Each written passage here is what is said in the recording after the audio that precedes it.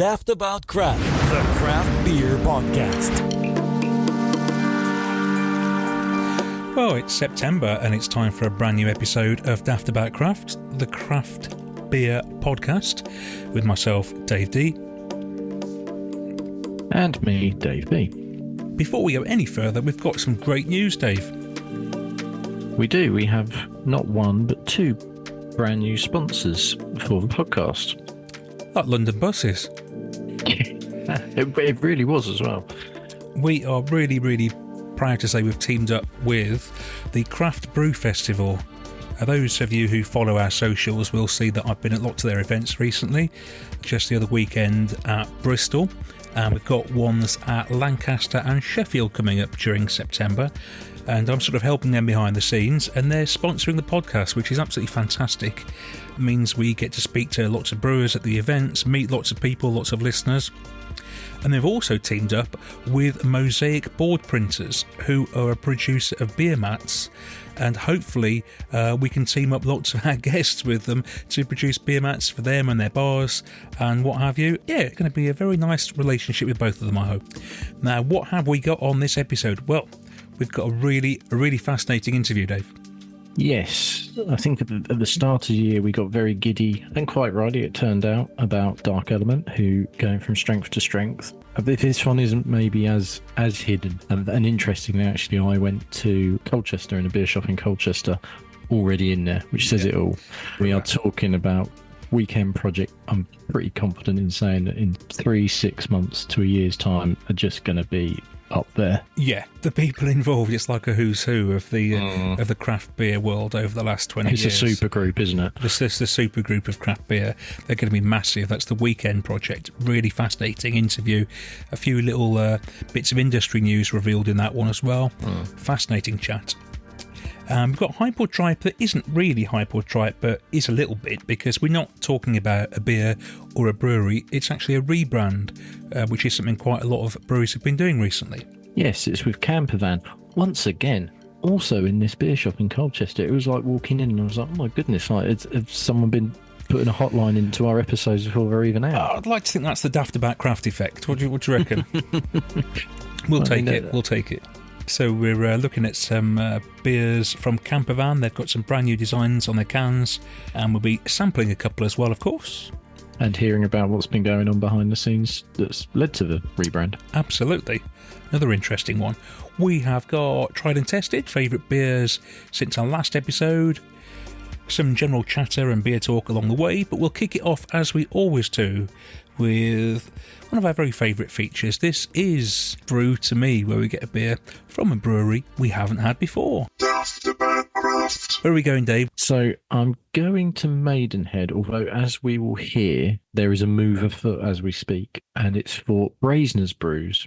Brand new, set up this year. Mark, who is Brazeners Brews, very kindly sent us both 6 beers. Ooh, nice. Of which, you haven't had your 6 yet, but I've got my 6. Leaning into the pale side of things, although there is a lager. And of the 6, the one that stood out to me was his Black IPA, a stout-like IPA. It's just called Black IPA. And it is 5.8%, which I've poured a bit out of. Good head on it. Yeah, there is, isn't there? Looks nice. Good head. The camera doesn't lie as well. That is as dark as it looks. Yeah, it's black. Yeah, there's a sort of roasty malt, as you'd expect. And there's also a bit of fruit in there. Dominantly for me, that is a black IPA when it's going, sounds really weird, when it's going very much more to the black side of things than the IPA side of things. Does that make sense? Yeah, so more malt than hop. Yes, that's a much more eloquent way of putting it. I do like it when the hop comes through, because of the colour, you don't expect to be able to taste that hop. Are you getting any of that at all? I did on the nose. I'm not sure I'm getting loads of it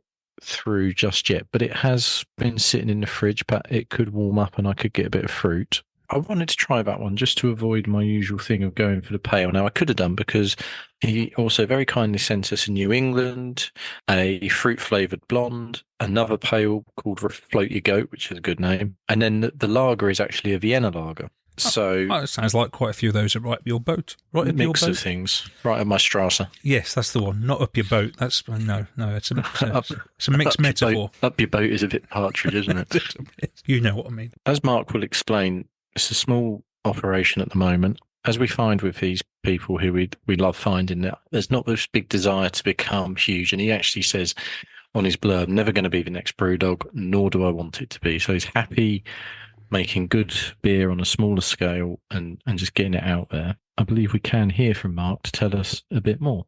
Hi guys, it's Mark Brazen here from Brazen's Brews.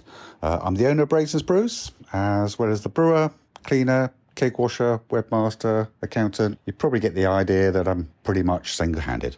Brazen's Brews is a small nano brewery producing around about 1,000 litres per month. Currently have 7 core beers, 2 pale ales, hazy IPA, a black IPA, Vienna lager, a blonde ale, and a French-style saison, with a classic Westie and another hazy pale ale on the way. Like many others, I started as a home brewer in the first lockdown. Purchased a couple of plastic buckets and a brew kit, thinking that it was going to save me a fortune on the cost of beer. Little did I know, 4 years later, tens of thousands of pounds, that I'll be applying for a commercial licence, which is granted in January of this year. Initially started brewing in a converted log cabin at the bottom of the garden, and it wasn't long before I realised that there wasn't enough space, and B, to be financially viable, I needed a tap room on site. So in June this year, we moved to a light industrial unit in High Wycombe. Tap rooms, as we speak, is currently being constructed with the hope that we'll be open in mid to late September.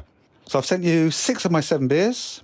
I'm afraid the saison just wasn't ready yet. So to try, you've got my black IPA, which is one of my favourite styles of beer. This one has a soft fruity nose, nice balance of the roasted malts, soft tropical fruits in the finish, and the main hop being used is Pacific Jade, which is one that you just don't see being used that much. First of my 2 pales is Float Your Goat, 5%, easy drinking, refreshing pale ale. It's meant to be a subtle beer, not overly hopped, soft melony nose with a subtle lime finish. The main hop being used is cashmere. The second of my pales is Shady Deals, which is another refreshing pale ale, slightly bitter than the first. Main hop used is Olicana, which in itself is not a great hop, but that's balanced with Idaho 7 and Galaxy. Crazy Haze is my New England style IPA. Got shed loads of hops in it to give the fruitiness, but with a marked bitterness for the balance. My Vienna lager is a pretty classic Vienna lager, rich, bready malts, hint of caramel, and a long finish. Lastly to try, you have Tropical Blonde, which is a 5% blonde ale. It's got a classic pairing of Galaxy and Citra hops. Lovely balance between the maltiness, bitterness, and the tropical fruits. You probably get the idea when you try the beers that with the exception of the Vienna lager and the saison, that I'm looking for a balance between the sweetness and the bitterness. Hope you like them. Let me know what you think. If any of you listeners would like to find out more about Brazen's Brews, we have a website, brazenerbrews.co.uk. You can either find out more, or if you want to place an order, or pop in and see me at the brewery and join a pint in the tap room. Cheers, guys. Well, thank you very much, Mark. Good to hear what's going on behind the scenes there. I'm pretty sure that very few of our listeners are going to have come across this brewery. We have a little tool which I've spoken about before, which I use and sort of check every so often when we're talking about who you're doing for Brew to Me. And I found him via this tool, and I thought, oh, I've never heard of this. And we sort of put feelers out, and sometimes we don't get a nibble for ages, and then sometimes we get people, and Mark was one of those, came straight back and was like, yep, I'm really interested, and I wouldn't have known him without this, and I don't think I would have done, it's... Yeah. A lot of this is searching and finding, isn't it? They're almost under the radar operations, a lot of these. I mean, not by intention. It's just that because of their size, they don't get out much, and people haven't ever heard of them. So it is great to shine a light on these guys. Yeah, exactly. And like spoiler, my next one is coming from a little bit further afield, and that was a happy chance where I just happened to see a post and I thought, don't know them. Got in touch, and straight away they're coming. Yeah. So things like that are brilliant. But anyway, back to this beer. Yeah, has that sort of warmed up a bit now? It's been out of the fridge. Are you getting a bit of the hop flavour coming through now? I think I might be, because fruity flavours from Simcoe and Pacific Jade. Now, I've had Simcoe and I've had Pacific Jade in another black IPA. Well, Simcoe we know can be a bit bitter. Pacific Jade is a little bit as well. So there is a bit of fruit. I think that's just on the nose. I think these are sort of those more bittering hops, like your Columbus, your Centennials, your Chinooks and things like that. So there is a bit of fruit, but I'd say predominantly it's a black IPA in that sort of roasty, malty sense with the body of an IPA rather than a stout. It's not dry. But you like it, though. That's the key thing.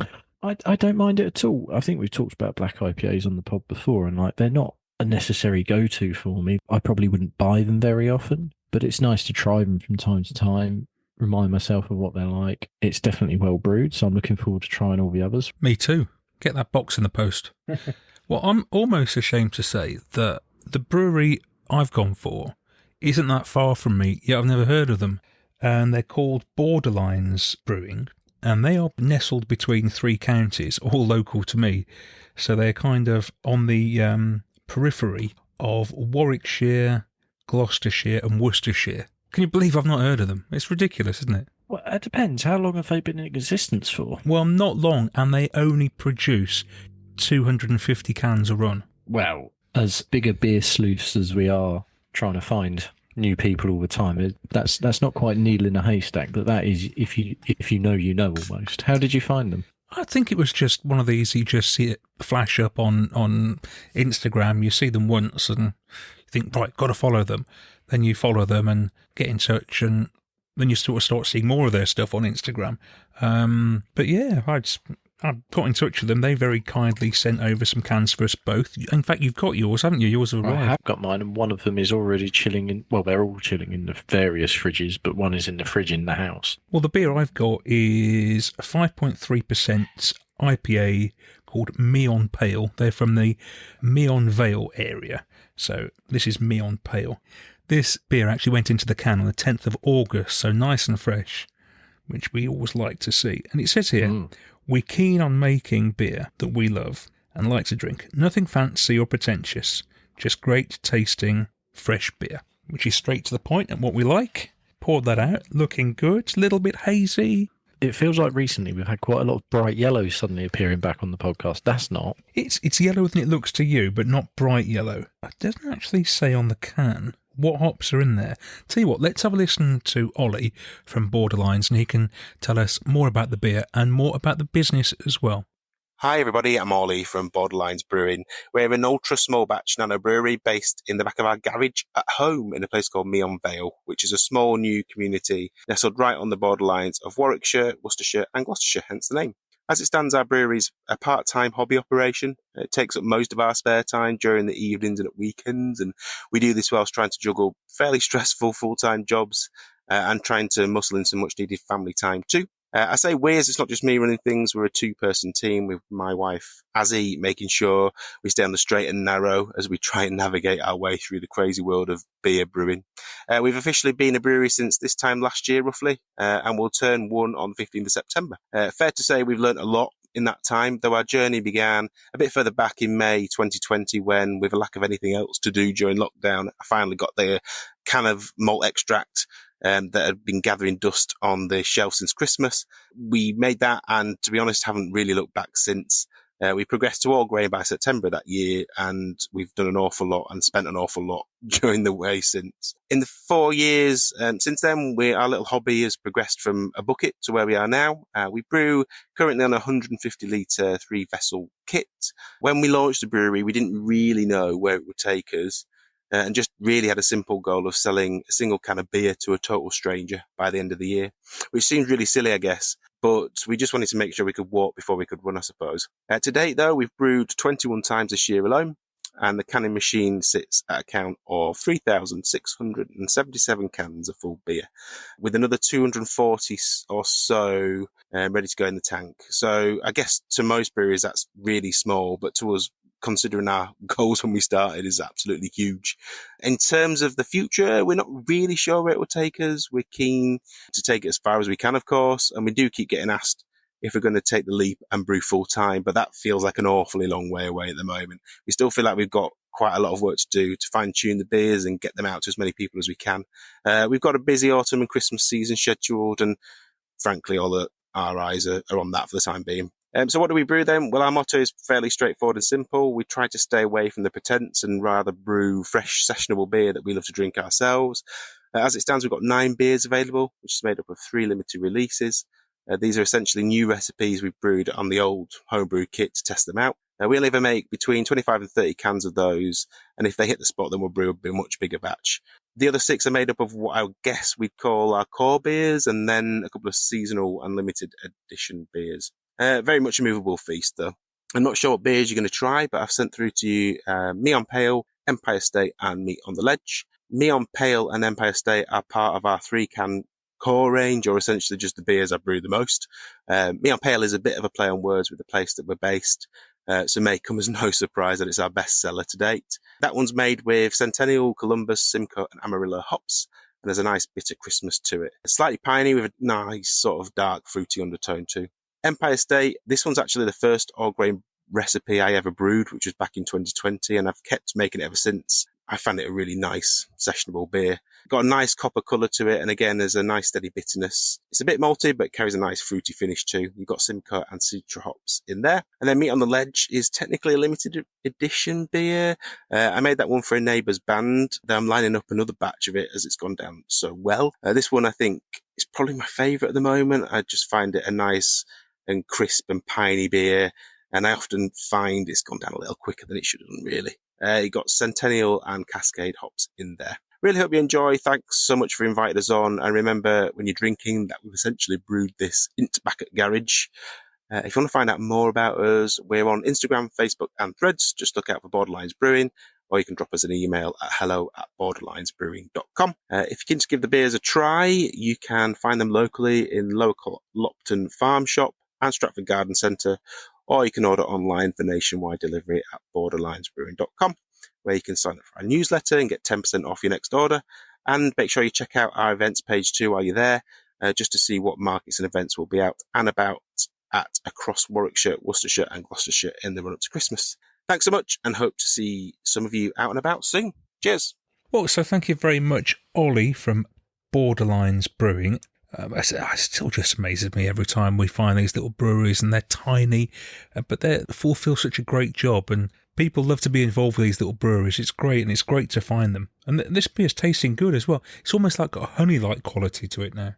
Just non-pretentious, easy drinking beer, and they're brewing on such a tiny scale as well. So it's amazing actually that any of their beers are in can, to be honest. Yeah, just shows that these places are operating and making it work a small scale, which is essentially what craft beer is. And it is worth saying that if any of you listening to this now know of any brewers that we haven't featured on this section that are operating on a really small scale in your area, let us know, because we'd love to feature them. Yeah, all we need is 1 can each, essentially, and we can talk about it, and we'll talk to them.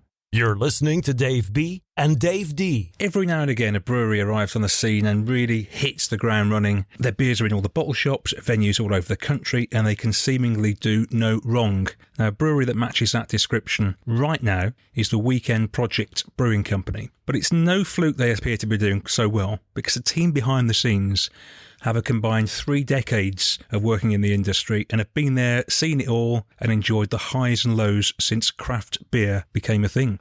We're delighted to welcome to the podcast Weekend Project Brand Manager Will France. How you doing, Will? Very well, thank you, gentlemen. Thanks for joining us. We appreciate it. That's all right. We were just talking about you before we started the call, and Weekend Project is like, in the 80s you used to get some of these super groups. You're like a super group of the beer world. Yeah, a little bit. I suppose like Led Zeppelin were a supergroup, Cream, Blind Faith. So it's a little bit of that. We'll talk about your history in a bit, which is quite extensive. But who else is involved, and what's their backstory? Colin's done a bit of consultancy for us. Obviously, Colin Strong, legend, old friend of mine. But he has just injured his knee quite severely again. So I'm not sure when we'll be picking up the conversation again. But we have had him at the brewery. But obviously, he's got his own thing going on as well, Lost Cause, and then James Roberts is the owner of Mobley Brewhouse, which is the owner of Weekend Project. I think James is like 12, 13 years in now with Mobley. Really experienced brewer, basically runs the business. Very talented, great guy. In his early 30s, he's like 33. Really got his head screwed on. Our working relationship's pretty strong. Yeah, so James started Mobley Brewery. Well, his dad started the brewery in a shed in Cheshire. Mobley have expanded into quite a large company. Do like traditional sort of cask, some more sort of crafty keg, and then they started doing some white label stuff. They did a few weekend project beers about 18 months, 2 years ago, just because they had a bit of spare capacity and they wanted to throw some hops at something. Yeah, me and James picked up a conversation in end of April this year, and then I joined the company mid-May. I think you've had 8 beers out recently. From mid-May to now was the rebrand, the sort of me jumping in, the route to market stuff, the branding, beer design. So we've done all that in like 13, 14 weeks. How was it sort of sold to you? You know, what was the thing that sort of got you hooked in and thought, yeah, this is something I want to be part of. Let's do this. Well, me and James sat down for like 8 hours. I had a first interview, which was like 4 hours, and we hit it off straight away. And basically, I think James got hold of my CV, and there was a couple of breweries that he really loved on there. One of them was Cloudwater that I was involved with from the inception. And then Firestone Walker was the first guy to work for them outside of America. Well, in his words, I don't want to like sort of hype it up or whatever, but James was like, oh my God, like Will's CV is like pretty juicy. I've been involved with leading edge craft beer, I guess, since the early teens, I think, would that work? I think Port Street was about 2010 because I was the original GM of that place. So that whole project was by me and the owner. So yeah, me and James just had a really good couple of interviews, and then basically said to me, he was like, look, I've got this brand that we did a couple of beers with that were really highly rated, but I'm running this quite substantial business on my own. You know, I think this year we'll do 10,000 hectolitres across the whole site. He basically didn't have the time or the spare effort to doing another startup brewery when he had an established brewery, and he was also doing a lot of contract brewing for a lot of cool sort of smaller craft breweries in the Northwest. So basically he was like, look, I want you to head it up. Yeah, 14 weeks later, this is where we're at. What were you doing immediately before you took on this role then? I had my own business called Bernie's, which was a grocery store that I started in 2020 in lockdown. I was working for Stone Berlin. James Watt was spotted at the brewery one day, and we were like, all right, okay. And then we got called into like an all hands meeting the sort of week after, and they go, look, then they basically said, look, we're going to sell this site to Brewdog. And then I left that company. You could tell they were going to really slim it all down. So for the European side of the market, because it just didn't work. So then I was looking around and I saw a job for Hawkshead, and COVID hit and made everyone redundant, basically.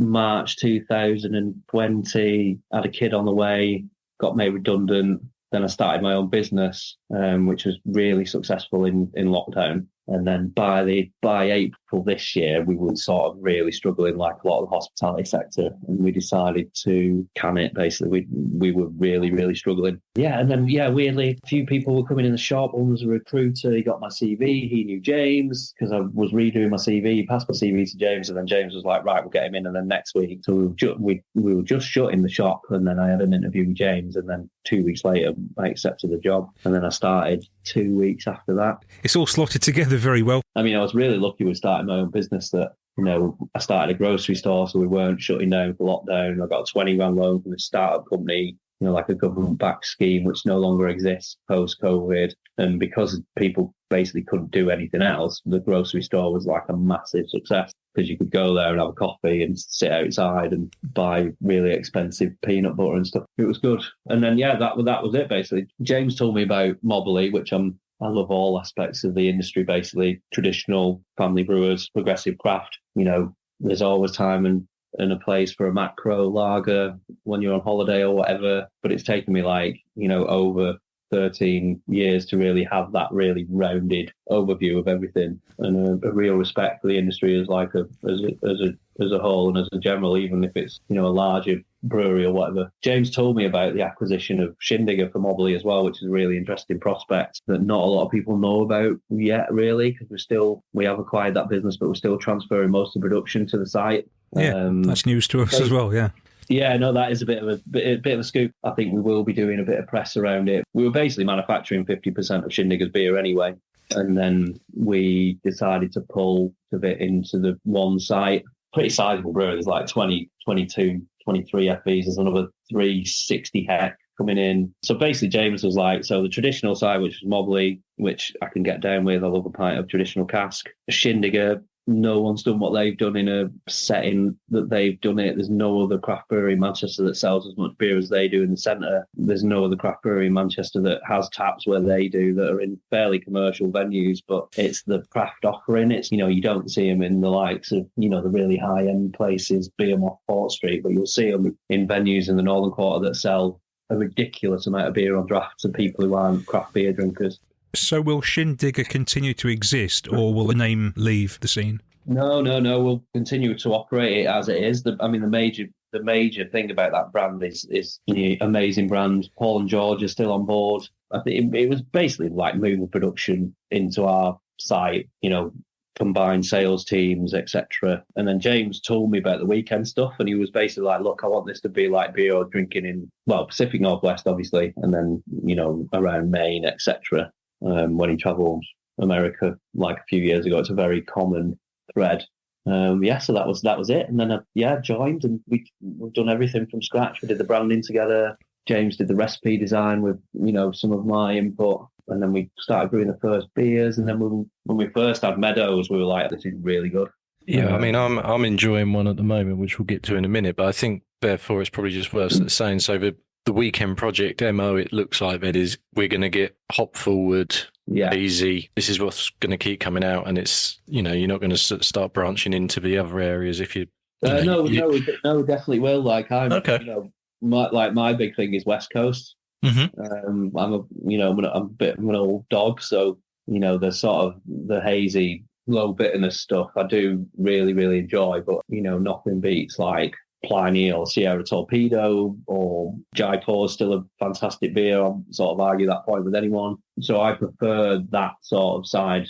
But we knew when we were launching the brand and the contemporaries that we wanted to stand alongside, we knew we had to do this beer style first because it's accessible. It's what's really, really, moving the industry on at the minute. Well, I mean, it has been for years since, Cloudwaters were the masters of this from, nearly what must be like 7 years ago, the first hazy beers out of them guys started coming out. So yeah, we're just emulating the really popular parts of the industry right now and trying to put our stamp on it a little bit, but it's really hard because most brewers have done everything in this style now, really. We often talk about this on the podcast. All these styles, all these pales have been done many, many times. Although I've got to say, the one I'm drinking, which is Flower Mountain, that's good. It's so easy drinking, so soft as well. It's so soft. It is. And the other interesting thing, which I wanted to pick your brain about a bit, Will, is in the last 2 episodes of this podcast, we've been talking about Kahaya Nelson as a hop. Not enjoyed it. We've had it in a dipper. We found it so dank and so much. Same again with another pale we had from Hackney Church. Again, not brewed badly, just the hop really stood out. I couldn't believe this was in this beer. I've just looked at it and I've just realised it's in there. I knew that was coming. Well, so we brewed Meadows. It was our first batch. Like, James is a very accomplished brewer, like I was saying, but he wasn't brewing it. We've got a really cool set of people in the brewery that are making the beers for Mobley, for Shindigger, for the other contract brewing, and for this. 5 on the brew team, all in the late 20s, early 30s, all proper beer nerds, all really good lads, really know what I'm doing. I'm really used to the kit. That's a big thing. A big thing for startup breweries, if they're starting out on a new kit, getting that dialed in is probably one of the hardest things to do for the first, maybe 18 months, to be honest. The first Cloudwater beers were way, way, way further away from the mark than we thought they were going to be. Every kit's different, water's different, temperature affects it, atmospheric pressure affects what's going on. The list of variables when manufacturing beer is just absolutely insane. So Chuck Meadows in 5.4. We've not really done any crazy hopping schedules, really. Whale Watch is probably about 16 grams per litre hopping rate, which in the grand scheme of the industry at the minute, that would be very tame. But we've just had really amazing utilisation. Kettle hopping, then dry hopping through biotransformation, and then dry hopping again post biotransformation at probably about 1 to 2 degrees for a short period of time on that second dry hop, then pulling it out of the tank, then carbonating, and then packaging. And I think from the reaction we've had from the public and people that we know and ourselves, to be honest. We were like, you know what, the way the beer drinks and this softness and roundedness, and it's still hoppy, but it's not like hop burn. It's not 30 grams per litre. Not that that's a bad thing. Like breweries have like the USPs or whatever, but I think our USP is try and make the beer, really soft. We're using basically a Boddington strain yeast, essentially, similar to the London Fog or whatever, that we landed on this yeast and we really liked it. And we have another brewing consultant that works for us called Hugo that was like, master brewer at Staropram when he was like in his 20s. And he was like, that's a good yeast. So if he says that, we're like, fine, okay. We talked to a lot of breweries who are sort of early on in their journey on this podcast. A lot of them sort of one-man bands, maybe there's two of them. When you listen to your sort of pedigree and the people involved, you've got a massive advantage over a lot of those people that we usually talk to because you've got all that experience already. And that shows in that beer. It really does. At some point, be a fairly substantial size brewery, but there's no aspirations to be really big with weekend projects. Again, it's sort of like a passion project. Still want to service the cask market in Cheshire that's really important to us, and the local pubs that have supported us for over a decade. And then, we've got Shindigger, so you can't really do anything too wacky with that. It's all about consistency and doing activations in town and music and getting involved with the young kids. And then the weekend stuff is like the sort of icing on the cake that we can sort of mess around with and really go to the coolest beer festivals and do collabs with breweries that we aspire to be like. Basically, like one of my jobs is to deliver that for James, because been at Mobley etc. for like 12 years, and he basically laid down what he wanted to do with the brewery. Essentially, it is my job to deliver what he wants from that brewery. So that's what I'm trying to do essentially. Yeah, obviously with some fairly weighty connections. James really gets it as well. So I think we're a really good team, to be honest. It must be so exciting to be part of that. Just listening, it sounds exciting, doesn't it, Dave? It's really interesting because it just comes across that, as Dave said, we talked to so many people who are just at the start of their journey, but almost you guys could potentially be as big as you want Weekend Project to be, which must be a lovely position to be in because, we speak to people who have a burning ambition to become big or, however big they want to get, but it's all going to take an effort. And I'm not saying it won't take effort for you guys as well, but you've got such a leg up, and what you want to do with it, you can do with it, which I guess must just be in an industry that we know has been, as you say, like all hospitality, hit for the last few years. That must be a nice feeling to know that you're going into work and you can do to a large extent what you want to do. Again, we're really lucky in that sense. It's just trying to make that translate across. And we did like a little festival in Sheffield at the Old Shoe the other week, and that's like the first sort of thing we've done. It was only quite small, but there was like Beak and Cloudwater there and some other small startups, and they were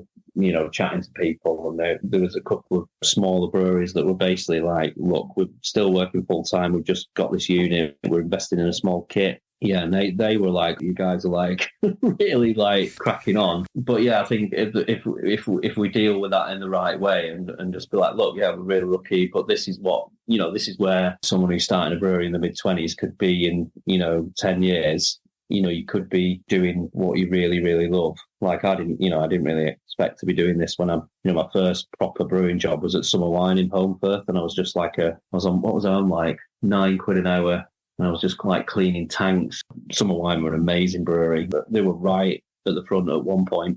And they were my favourite brewery, so I got a job there because I really wanted to get into beer. But that now is like 11 years ago. So you've experienced all that stuff already, and now you're ready for the next stage. Yeah, I mean, I've experienced like on the other side, like when I started working for Stone, Berlin, and all these super cool new UK breweries were coming through, and one of Stone Berlin's first moves in the UK market was to dump loads of beer into Tesco. That wasn't my decision. Stone was like $100 million turnover company. For me, one of the absolute standout breweries of the last 30 years. People just basically ignored us because we weren't cool, we weren't British. The beer was a bit ropey coming out of Berlin. I remember being at Hop City and there was all these super cool new British startups and stuff, but we basically just got ignored. Even though we'd air freighted beer from San Diego and we had like fresh like Ruination and stuff like that. But at that point, people just didn't think that was cool at all.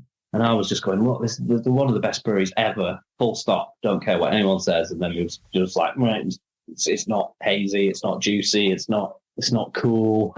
And then weirdly now, like Stone started doing really well in the UK again because people started to drink West Coast, which is quite funny. I mean, the best beer I had at the Craft Beer Festival in Manchester the other week was Ruination. It was absolutely insane. And my colleague who I work with at Stone, Tom Clay, legend, he still works for Stone in the UK. He just sort of manages the market on his own there, which is quite cool. So yeah, the grass is not always green. I've been at a really good job for my dream American brewery. And people are like, well, this isn't very cool, is it? And I was just like, what? It sounds a bit like everything you've done up until this point was leading to where you've got to now. Well, yeah, hopefully, I think. Like, having my own business was a massive eye-opener. I did loads of stuff, like, with events and marketing and the Instagram and stuff like that. So that is leading into what I'm doing for Weekend, obviously. You know, we sent some beer to these DJs doing, like, a pop-up in Llandudno over the weekend, trying to integrate the brand with, like, lifestyle stuff. We're going to get really into getting the beer in the hands of, like, cyclists, runners, hikers. You know, how can we make the brand really cross over into, like, make it, some of it like an outdoor brand? It is interesting, isn't it? Because I don't think breweries can survive these days just on some nerdy middle-aged blokes like us drinking their beers. You need to appeal to a much bigger market than that. Especially like young families and stuff like that. You can't spend as much on beer as you could before you had kids and before your mortgage rates fucking doubled or whatever. So yeah, we really want to break out of that space, still furnish that space and make people excited and do the hype beers and stuff like that. But then there's loads of cool young outdoorsy people, runners, cyclists. It's why outdoor clothing and stuff has done and is continuing to grow. You know, we will do some really cool merchandise. We will organise events that are in the countryside, you know, like 10K runs or whatever, or hiking treks and stuff. So, I mean, that's something that me and James are really passionate about as well. And it's something that a lot of like breweries in the US do, mountain biking meetups and socials with families. And I mean, in the UK, Rivington do this better than anyone. Rivington was a name that sprang into my head. Yeah, exactly. Ben's like a good mate of mine from back in the day. And then I went to school at Rivington High School. So that's where I'm from, like around there. So there's a few breweries that we're looking towards what they're doing that are really leading the charge. And Rivington is definitely one of them. You know, I bet 25% of their production is all they sell to pubs and bars. And then most of it they'd sell at the tap room. The tap room is the best in the country pretty much, apart from Track. And like Beaks looks amazing, which I've not been to yet. Just looking out over Anglesark and having a beer with your mates it's just an amazing experience. Can't speak highly enough of them guys really and what they do.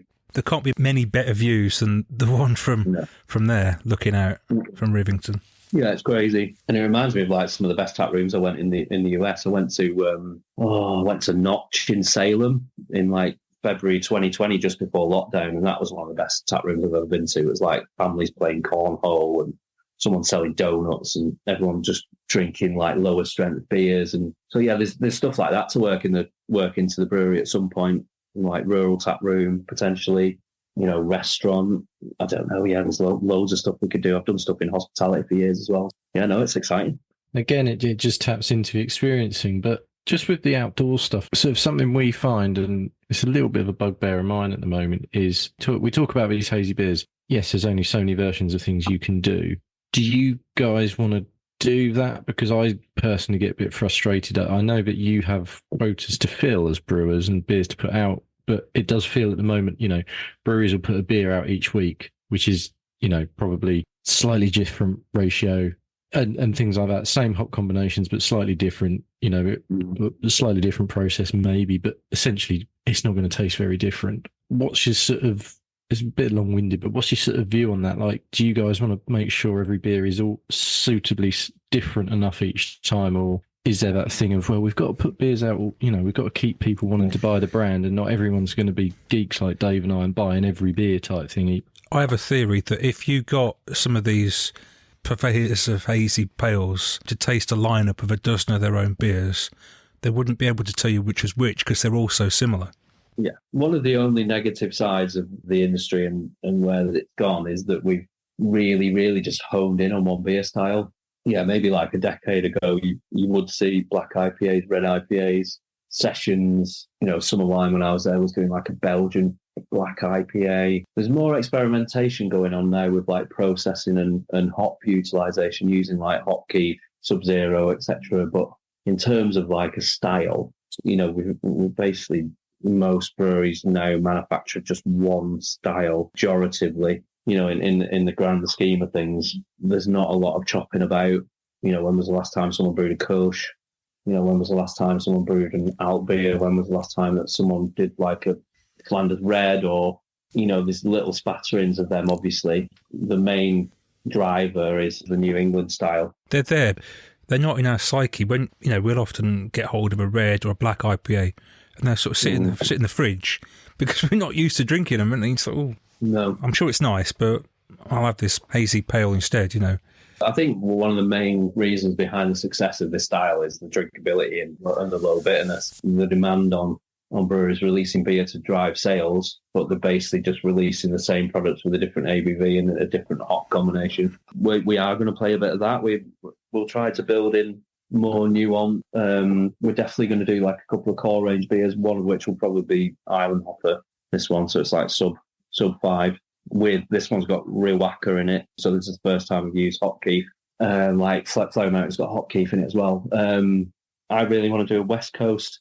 I'd love to do an Oktoberfest, but we're a bit late for brewing one now, really. Yeah, interestingly, that is something that's just getting through the last couple of years, isn't it? But breweries will lean into that, and like you could probably actually go and get a Verdant crowd. At that time of year, everyone's now locked on and thought, actually, this is another thing we can introduce. So it does get there, but it's a bit like a super tanker with some stuff, isn't it? Like the New England is going to be the New England, and then the other bits and bobs will get there, and they just take a lot longer to stay in this spot each year, I guess. And I think because of the market is so competitive now, if you're onto a winning formula, you've got to sustain the business, you've got to drive the sales, you've got to get the hype going. It's no bad thing, really. I think the smaller breweries coming up through the industry will drive the experimentation and the move away from just New England. But the bigger guys on the bigger kits now, you're talking Verdant, Daya, Brack, they're definitely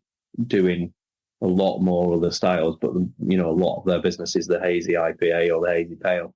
I suppose it's getting yourself to the point where you can afford to have the luxury of brewing an alt beer or something, knowing that if it doesn't sell, it's not going to ripple the bottom line. And the problem is, if you make a beer that doesn't sell to the retailers as well, then you might lose them as a customer, because you have to, with any sort of like food manufacturing, beer manufacturing or whatever, you have to make a product that sells for the people that are selling it after you are, like a really important part of the puzzle. So if you make a beer that's just going to sit on somebody's shelf and goes out of date and they make a loss, then like you're not doing your job properly, really. That's a really good point. It's obviously it's nuanced. There's loads of different threads coming in and going out and thought processes, etc. It would be cool if people could be as brave as someone like St. Mars of the Desert and just do like loads of wacky styles and sell it just at the tap room. But yeah, there's just different economies in there, and people want different things. That probably goes back around to what you said at the start there, young family, you don't have as much money as I definitely don't have as much money as I did spend on beer at the moment. Yeah. So what do I want when I do spend some money on beer? I want to know I'm going to drink something that I'm really going to enjoy. What's the easy go-to where I know I'm probably going to enjoy it? Yeah, and you want something that delivers. If you want a hot kick post-work, your favourite brewery's just released one that sounds pretty crazy, then you're gonna get that one. Instead of buying 3 beers, you probably just buy the one, because it's not going to let you down and it's going to deliver. Yeah, West Coast, definitely. You're desperate to get this West Coast, aren't you? Yeah, 100%. I want to do, basically, me and James want to do it. We're just going to do a Pliny clone. It's going to be as clear as it can be. It's going to be 7%. It's going to be ridiculously hoppy. There's the appetite for that again now, isn't there? I mean, you'll know better than us, but there is that appetite there now. And I've never, ever experienced beer as good as drinking that style of beer in America. Me and my partner, when we went to Boston in 2020, first beer I had was Bell's Two Hearted at this. It's called like Bukowski Tavern in Boston. It's like OG craft beer, all the bad light stigmas, like the bad service, the tater tots, the low lighting, someone being arrogant about your beer choice or whatever. But I walked in and they had Bell's Two Hearted, and if you've not tried that beer, it's ridiculous. It's like definitive first gen wave, West Coast. Oh, just drinking that style of beer is insane in situ. Like you need to drink it like fresh. You know, all the talk of like American beers, American IPAs being full of crystal malt, etc. When everyone was drinking them like a decade ago, they were basically just all oxidized. So that made them sweet and caramelly. So, but when you go and drink it fresh, like Sierra Nevada Pale Ale fresh is completely different. But yeah, we'll try and deliver that experience to drinkers over here. So have you got a brew schedule like for the next 3 months, 6 months, or are you kind of just going along with the flow and seeing what happens? We've definitely got beers in a schedule until probably December. Categories of them brews. It's quite, again, it's a bit like cool and loose at the minute. We're a bit like, right, okay. I mean, we are just brewing beers that are very similar, so don't quote me on this. But we've got a brew slot this coming week, and we're like, right, should we brew Meadows again? Because that will probably be a core range. Or, you know, have you got any more ideas that move around? I mean, I'm just going back on what I'm saying. We're basically going, shall we brew another IPA that's hazy? Yes. What's the name? What hops are we going to put in it? Right, okay, let's do it. Let's get it out. Let's do the label. Let's give it a cool name. All the names are like weekend activities. Slow Mountain would be like going hiking or whatever. Tree Octopus is really funny because I was researching names in the Pacific Northwest. It's like the beach where the Goonies was filmed, that there's like a name of that beach. I think it's Cannon Sands or something. Like I really want to do a beer called that. And then obviously there's like, you can do like Redwood, like Red IPA. There's so many amazing names. I really like American States for names as well. So we're going to play on that a little bit. But the Tree Octopus was, so basically I think it started on a thread on Reddit, from what I understand.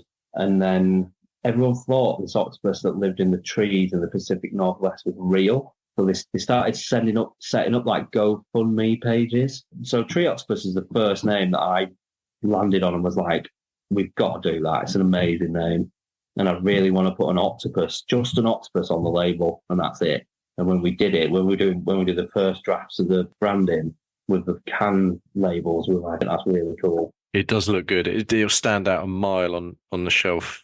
I think we're going to do like an animal series. So the next one I just want to call Blue Whale, and it's just going to have a picture of a blue whale on it. That's it. But there's honestly, if you guys are like I am, so if you like beer, you like something that's automotive, or you like planes or trains, or I know it's a bit geeky, you like the countryside and hiking, cycling or tennis or whatever, you'll definitely like natural history, because we've grown up in like prime David Attenborough, you know, like Blue Planet's like, you know, the world. Like, you know, someday Blue Planet, glass of red wine, Sunday roast, like it doesn't get any better than that. So we're definitely going to play on that a little bit. Like I really want to do like, you know, like a red panda, like on a label. It'd just be sick. Like there's no way that you wouldn't buy it as well if you saw it in a shop, or I wouldn't buy it. So. I personally love red pandas. It was when you started talking about that, I started thinking about red pandas.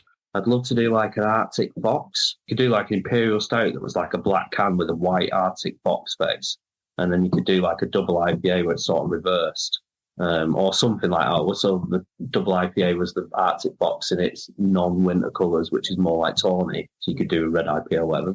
It sounds to me like whatever you do, wherever you go, you get an inspiration for future beer names and artwork.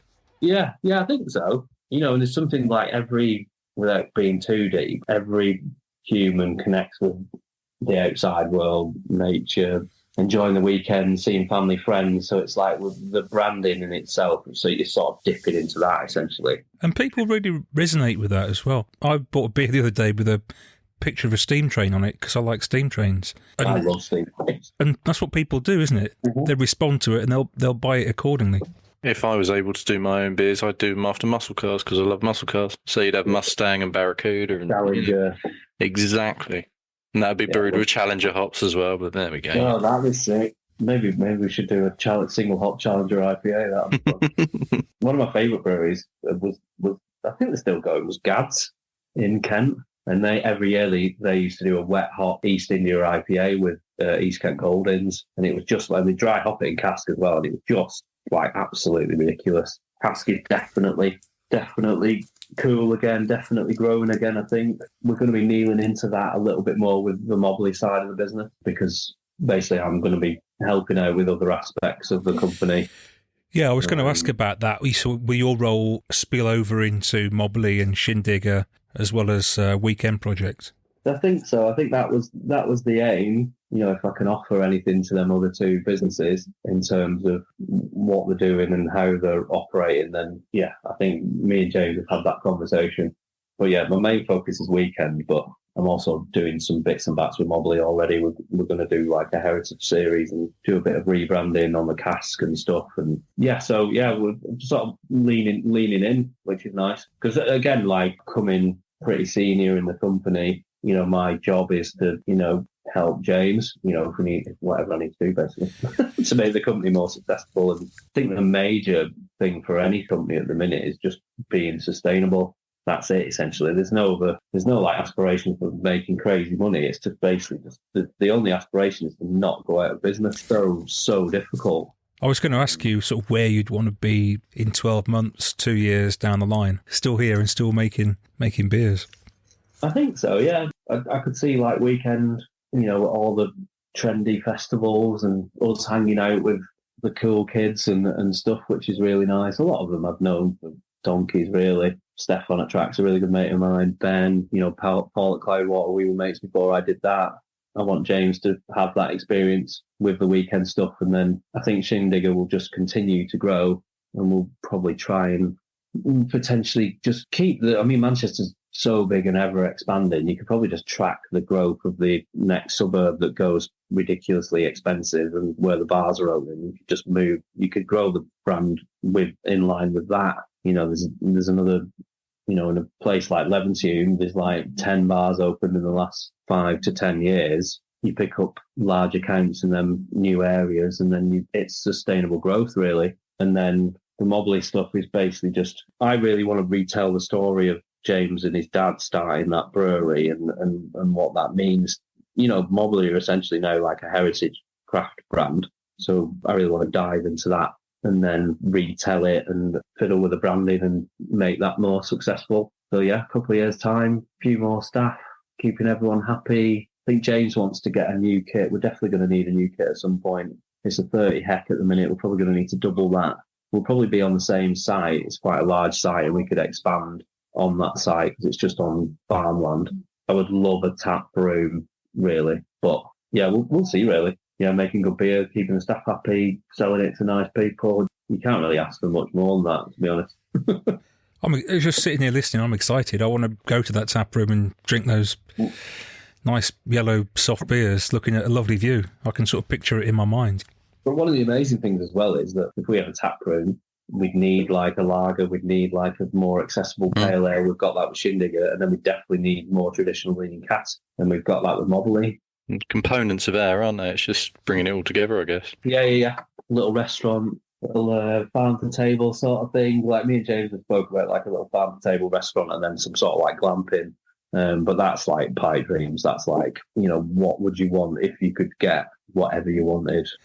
Like Dave says, if you've got all the components and all the knowledge and all the right people involved to make that happen, I think. Yeah, it could be really cool. But yeah, more delicious beer. Hopefully West Coast. And yeah, doing Impy Stout. I really want to do a Colonel were doing like coffee IPA years ago, and they were using like green coffee beans. Like I've known Evan, the owner of Colonel, for years. Like that, like I really want to do a coffee IPA. I think we're definitely going to try and do some crazy sour, probably not as crazy as like Azbeck's, but we definitely want to do like some big blueberry, raspberry thing. Because it's not really my cup of tea, but again, I think I certainly have, when I was, I was in my mid to late 20s, I was like, oh, anything that's not craft beer is rubbish.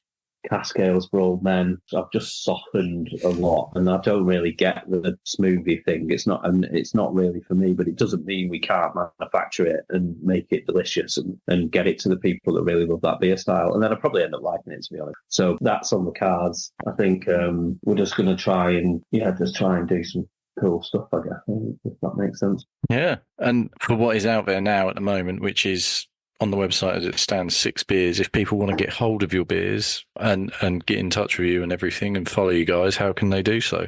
Yeah, you can order on the website if you just want beers at home. Social-wise, just through Instagram, we're getting really good interaction with venues. One thing that me and James really love at the minute as well, that people like taking the cans out on a hike and then get something beautiful in the background. I didn't really foresee that. I was like, it's just, I think the first Untapped rating we got was the day before the release, because we sent the breweries to this place in Tynemouth, and the first picture was this person with the can on a beach, and I was just like, oh, that's so cool. They do kind of lend themselves to that sort of setting, don't they? Beaches, hills, all that sort of thing. Yeah. So yeah, beer on the website, Instagram for updates, interactions. Like I run the Instagram, so if you want to drop us a message and say hi, and then just really good retailers. Like the launches into the Rake, into O'Brien's in Huddersfield, Duke's, Halifax, Port Street, Cool Shipyard in Glasgow. These people have been industry leading for a big amount of time now. Like I think we're doing an event at the Rake. We'll get to sign the wall, which is pretty big. Every important person in brewing in the last 25 years has a name on that wall. So that's massive. Because we drop beer into them caliber of venues straight away. Like we've had like a really good uptake in people jumping on what we're doing, because everyone's looking at what each other people are doing, especially like the industry leaders. So, if someone sees their favourite bar in Manchester or Leeds stocking this new beer and they've got a really cool little shop in a suburb somewhere, they're going to go, right, I want a piece of that.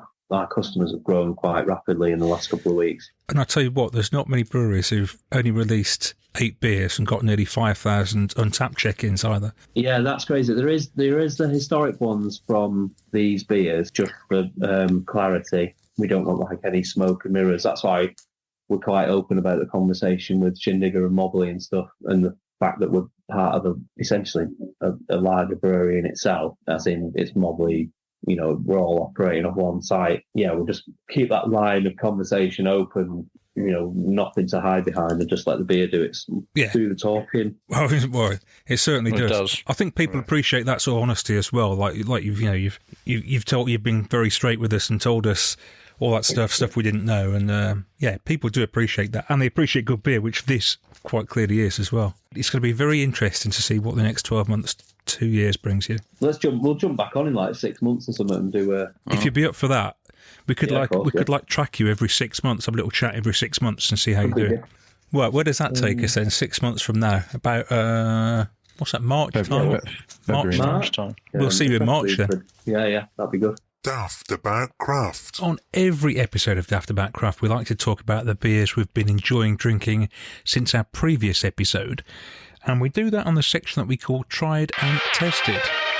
Dave, what have you been enjoying drinking since our last episode?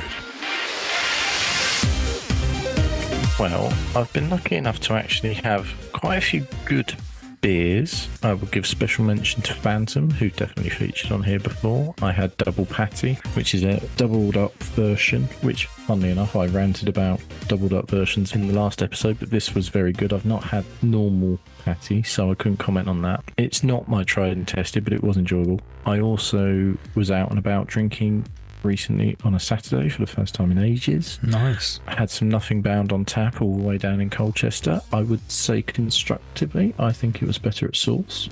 Having been to the tap room, I really enjoyed it. But the beer I actually enjoyed the most since we last spoke for an episode comes all the way from Germany. Right.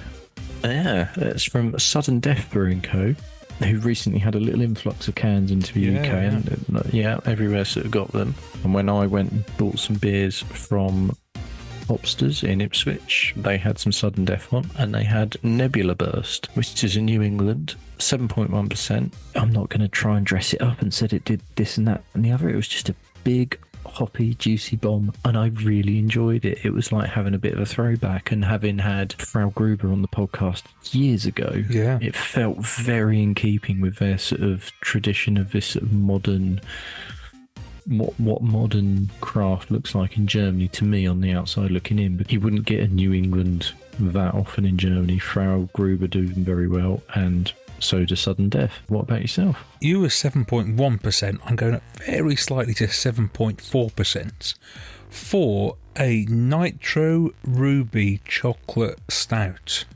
from Siren. Okay. This was consumed at the Bristol Craft Brew Festival. I wasn't going to have this beer. I thought, I don't know whether I'm going to like it, but I was with the guys from 3 Words Brewery who have been on the podcast, 3 Words from Worcester.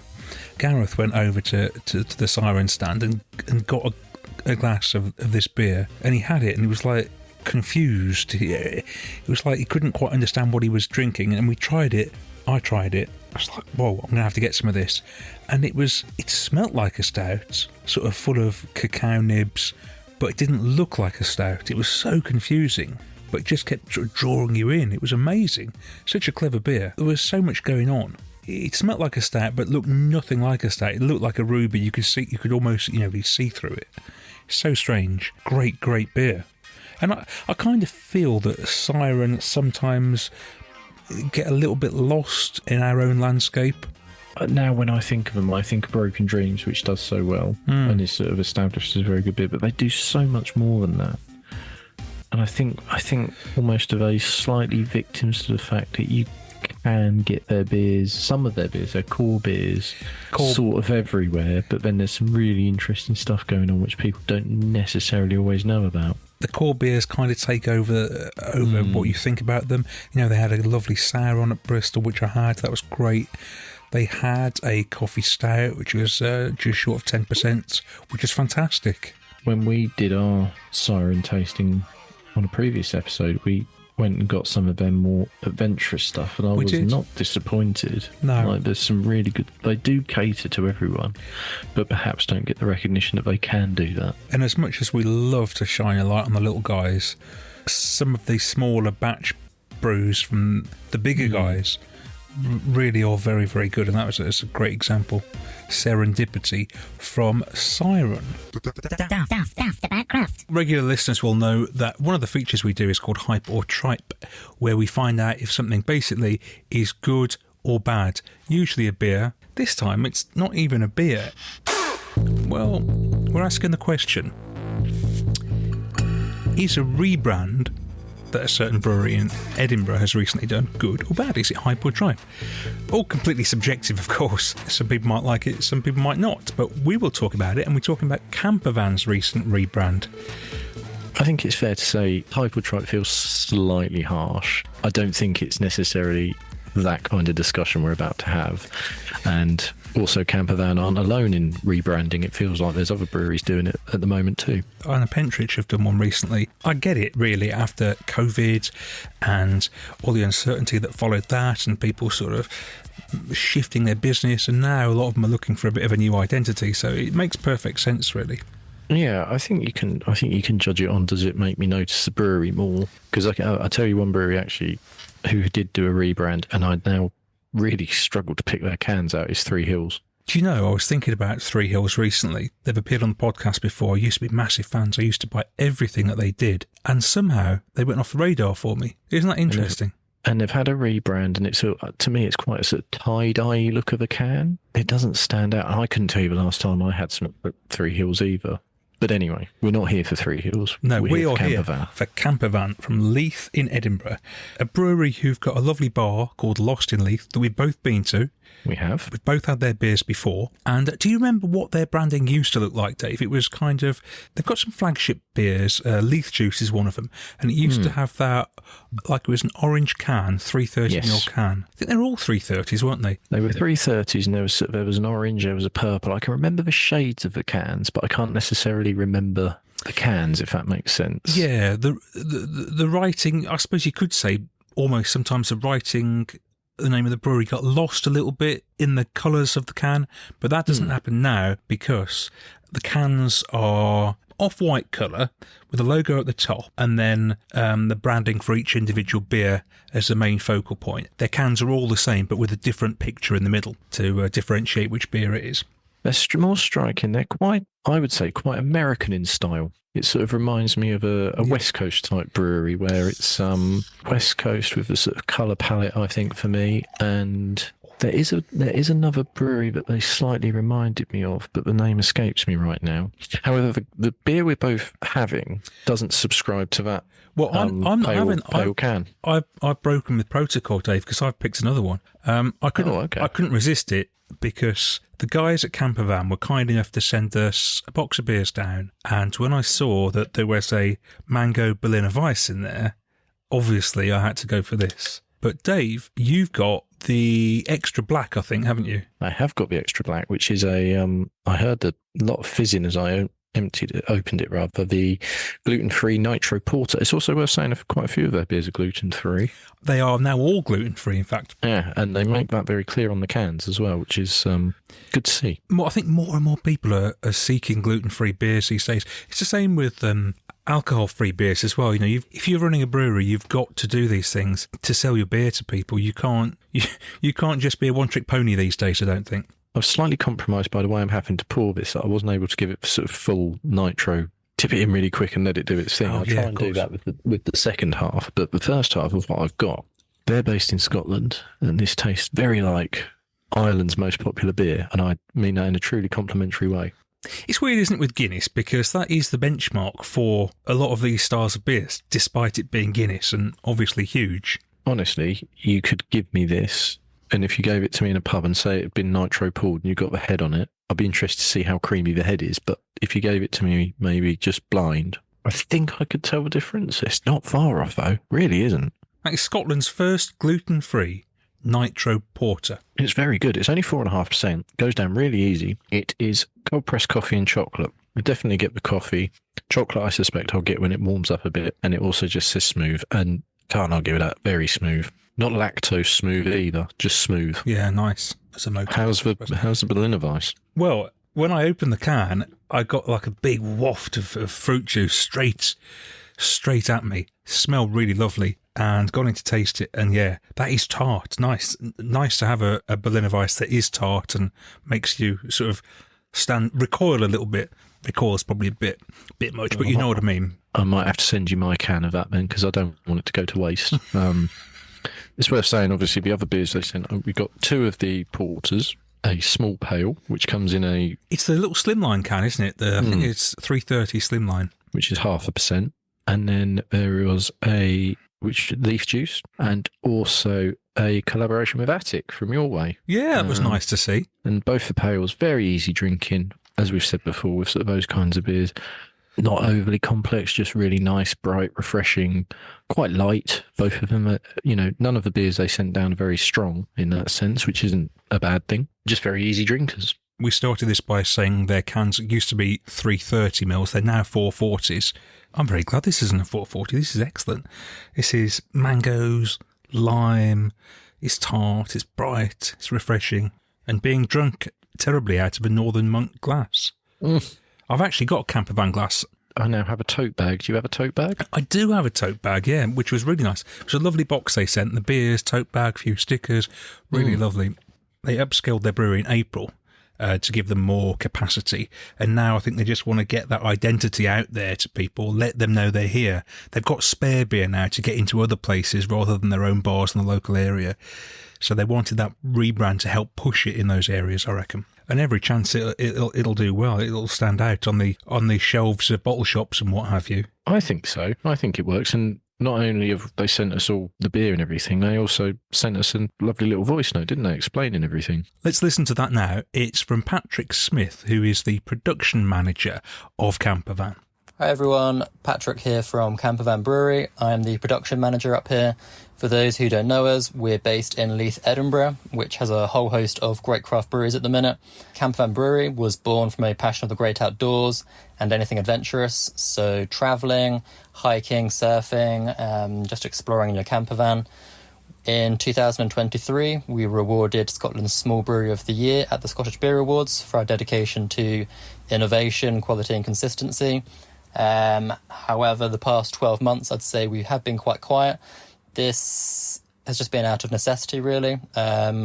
We've been at our production capacity, so we've just been solely focused on keeping up with the demand of our 3 main beers in pubs and bars. The 3 main beers are Leith Juice, our session IPA, Leith Pils, our gluten-free Keller Pilsner, and Extra Black, our gluten-free Nitro Porter. However, the past year we have been working really quite hard behind the scenes, working on an expansion. So we've essentially gutted our entire production site and we've renovated it. And in April this year, we finally installed and commissioned a brand new brew house, installed 4 new fermenters, and we invested in more equipment to help us be more sustainable, such as a keg washer and a nitrogen generator. So yeah, proud to say now that we have a fully automated state-of-the-art brew house, which is allowing us to produce higher quality beer, and thankfully we can now produce more beer as well. And now that we have that additional capacity and we can focus on small pack, so mainly cans, we really wanted to spruce up our look and feel. So something else we've been working on is a rebrand. And in August this year, we've just launched that. So the rebrand has a bolder logo, and we really wanted to kind of go back to our roots of travel and adventure. So on each beer, it features a travel patch. Patch takes inspiration from either the beer style or key ingredients. And we really hope that the beer and the travel patch kind of like takes you on a journey with us. All of our beers are now fully gluten-free to help us promote accessibility. We've just launched a low alcohol beer, Off-Piste Pale, to join our core range alongside Leith Juice, Leith Pils and Extra Black. And we've reintroduced Mango Mimosa, which is our mango and lime Berliner Weisse. If you're local or visiting Edinburgh, you can find all of our beers at our tap room, which is adjacent to the brewery, or at our bar, Lost in Leith. For those further afield, check out our website as well. You can find all of our beers, including some new collabs as well, and some new merch. Yeah, I thoroughly recommend trying Extra Black, which was Scotland's first gluten-free nitro porter, and we now believe it is the world's first gluten-free nitro porter, which is packaged in a widget can. We're really proud of that, so yeah, please check it out. And if you do, I hope you enjoy them. Awesome, cheers. Well, thanks very much. That explains a lot there. So they started out in 2017. That camper van, of course, coming from their love of exploring in a camper van. It's the best ideas are always the simple ones. Takes me back, actually. It was really nice to hear from them, because I went there on my honeymoon, which would now be...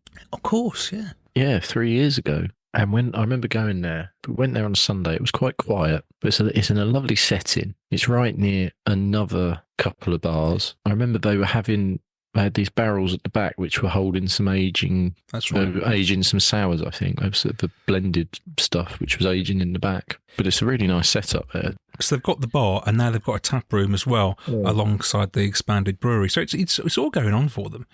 Leith is a very, when I went a couple of years ago, it was an up-and-coming place. Worth saying, Dave, that it wasn't just you went on your honeymoon to camper van.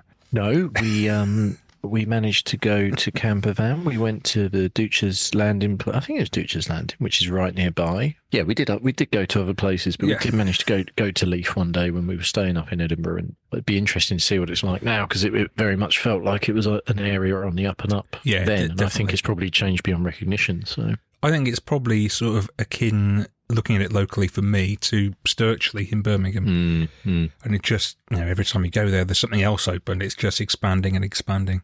What have you been up to then recently, Dave? Anything interesting? Hopsters, who already have their main bottle shop in Ipswich. They've got one in Chelmsford. They've got another one down in Felixstowe, which we've been to. Well, they've now added a new pop-up, which I sense might be them testing the water to see if they can put a proper shop in Woodbridge, which is nearby, and I've long thought that part of Suffolk could really benefit from getting some craft beer in. So they've teamed up with Burnt Mill. It's going to be interesting to see what's down there. I will be trying to get down there in the next sort of weekends or so where possible, just to see what's going on there. So things are still happening in this area. Yeah. Is that like a permanent, regular pop-up, or just a temporary thing? Or? I'm not quite sure. As I say, I think it's a bit of a test the water job, and if it's well received, I could see it becoming a bit like what they've done down at Felixstowe on the seafront. There's a sort of place where there's lots of pop-up type food shops, and they've got their permanent bar in place. Talking of seafronts, I was in Folkestone recently on the way to and from France. I never realised that Folkestone was like this sort of a craft metropolis, but there's craft everywhere. We had Brewing Brothers on the podcast recently. They've got a place there which is literally next to the beach. You can sit in there and look out at the beach. You can sit in their beer garden and see the sand right in front of you. If you turn 180 degrees and walk in the opposite direction, I Am Pier, who've also been on the podcast, they've got a place as well. Isn't it funny? You mentioned I Am Pier I drink out of an iron peer glass quite regularly, and I've suddenly thought, oh, I've not had any iron peer for a long time. Well, I tell you what, their beers that I had in their tap room. Well, actually, it's not a tap room. They've got a tap room. This is a place called the Boardroom, where they do shuffleboard and darts and serve their beer. It's really quite nice. Only open in May this year. Oh, wow. So it's sort of more of an entertainment venue, but yeah, it serves iron peer beers, and they were really, really good. I remember having iron peer and not being unimpressed, but probably it's been a little while. I'd possibly struggle to remember what I had, but it sounds like perhaps they've improved again almost. Yeah, they've got loads on. They've got table beer, session beers, Killick's Mill, which is one of their staples, various sours, which are really good. I was really impressed. And then just down the road, Docker's Brewery have also got a place as well. It's a bit of a hotbed round there. There's a little area basically between Brewing Brothers and Iron Peer. There's a little area there with various pop-up places and food trucks and that sort of thing. And Flock had got a bar in there as well. Oh, really? I'd love to go back, actually, and spend a bit more time there. Did you have another bit of the Kahia Nelson beer from them? No, I didn't do that. Actually, they were shut when we were there, so I couldn't, but I wouldn't have tried it anyway. But I do like Flock's beers, but just not that one. But anyway, of course, these visits to Folkestone were either side of going to France, and that was a real eye-opener to experience French craft, because we don't see any here, do we? Not really. It's bizarre considering it's on the doorstep, but it doesn't really make its way over, does it, at all? No. Like, I couldn't tell you, I don't think I can name one French craft. No, nor me. I can now, but I couldn't before.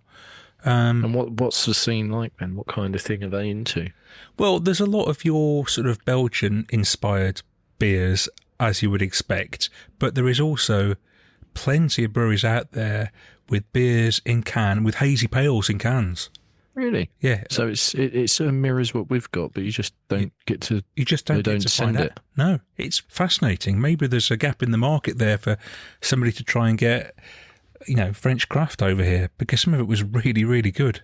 It's weird, isn't it? Because obviously, as we say, it's on the doorstep. Surely the customs and excise and everything, I know it's a bit trickier these days, but across the channel is surely easier than mainland Europe. Perhaps it's not, don't know. I sort of thought about reaching out to one of these breweries to see if we can get them on the podcast for a chat, actually. There was various ones. I dropped 150 quid on the last day of our holiday buying a load of cans to bring back. Maybe I should try and get one of those to come on and talk to us. What did that equate to? Because obviously if you were spending that here, what would you'd probably get what roughly you could get anywhere from, you'd probably get 20 something cans, I guess, depending on strength. And I think the prices were a little bit better than over here. Yeah, it was a mix of sort of 330ml cans, 440 cans, some bottles. So actually, of that 150 quid, some of it was present, so it wasn't all for me. On the whole, I thought the beers were pretty well priced, unlike everything else in France, which actually seems to be quite expensive. Here's one for you. I've got a top rant, actually, what I think about it. And I saw, my French isn't great or anything, I can sort of understand a little bit, but we're in this one bar, and I saw this sign. I was sort of reading the sign. I soon got the gist of it, because at the bottom of this sign, it was on a chalkboard, there was a little sort of picture of people queuing, and it was basically saying, don't queue at the bar. And this is becoming a thing in Britain. People are queuing at bars, forming an orderly line at a bar. Have you seen this? So rather than, your standard saloon bar where you could all go elbows deep next to a person next to a person, what we now it's queuing like we're trying to get into a cinema or something. Yeah, so there's like one person at the front, and instead of the next person who comes along standing next to them, and the next one standing next to them, because you've got a whole bar, you form a line at the bar. What on earth is this? So you're queuing to pay for your petrol in the petrol station. I mean, if you do that, then breweries don't need a bar, do they? They'll just have a really tiny serving hatch. Yeah, just have a hatch. I've seen pictures recently. Weirdly enough, it seems to be a lot of people in Wetherspoons doing this. I mean, I've not witnessed this, but whenever I've been in bars, it's as per normal. So. I hope this doesn't become a trend, because I'm going to do my nut if I see people queuing up in a line like that. I was sort of thinking when you said it, because it was in France, well, they're sort of bigger into their table service, aren't they? They don't really get you wandering up to the bar very quickly, because it's sort of everything is taken at a sort of step slower pace than over here. Yeah, everything is a slower pace. That is true. But this place, that we're saying no queuing, they did have a substantial bar area, so there would never be any need to queue. But people obviously have been doing it. How weird. No, I've not seen that in the wild yet, so I'll keep an eye out. No, we don't want any more of that. Must just do a quick mention of somewhere I found in France while we were there. Before we went, I asked Harry at Mill Hill, who's been on the podcast, if he knows anywhere that we could go to, because his partner is French and he goes over to France quite a lot. He didn't recommend, he just did a quick Google search and then told me that this place is near where we were. There's a place called Charente Ales, and by pure coincidence, when we were there, they were celebrating their 6th birthday and they got an event on. We tracked them down. They're about 20 miles from where we were staying. Saturday night, middle of nowhere. We thought, well, we'll go and have a look. And we got there and we sort of could see some lights and stuff. And then we could hear music and smell food. And all of a sudden in front of us was this sort of massive expanse of people. But they were all British people. Really? All British. The people who run the place were Welsh, I think. All the clientele there, all English speaking. The band playing was Scottish. It was incredible. So it's like this sort of expat community. All these people drinking this sort of Welsh real ale. Oh, it was real ale, was it? Yeah, I think that's probably the way to pitch it rather than craft. It was no hazies, you know. It was best bitter and golden ales and stuff, you know. Right. But I found it amazing that just in the middle of nowhere in the sort of French countryside, there was a food truck serving up burgers and what have you, and all these English people standing around drinking this sort of real ale in a field. Incredible. And this place has been going for 6 years. There's a real desire for places right across the beer spectrum, whether they're doing big stouts or hazy pales or whatever. And British people seem to love it. Can't go without their beer, can they? No, very much so. Just to probably tie a bow on it then, are you a fan of the Campervan's rebrand? I was a fan of Campervan's beers before. Love the beer, still a fan of it. And I think the rebrand will do them a lot of good because I think they've now got more visibility on the shelves with their cans and people will see them and notice them more. They won't fall into the sea of multicoloured cans, which you can often get. No, I completely agree. The black one, actually, the porter, the can, it's been bugging me. It reminds me slightly of a New Barnes can, who obviously wouldn't be too far away from them. Yes, I can see where you're coming from with that. And that's no bad thing because I can always pick a New Barnes beer out of a lineup. So very good beers. Well, yeah, they're not far away at all, just down the road. But yeah, a fan of the rebrand, fan of the beer. Get yourself onto their website. Loads of different beers to pick from. They've got a core range and extra stuff as well. Yeah, get yourself onto the website there and get some cans. Well, that is just about it for this episode of Daft About Craft. We'll be back towards the end of September with episode 65, when amongst the features will be an interview with Vibish Brewing in Swindon. And we'll be road testing a couple of their very, very good beers and having a chat with the guys there. So we'll catch you soon. Daft About Craft, the craft beer podcast.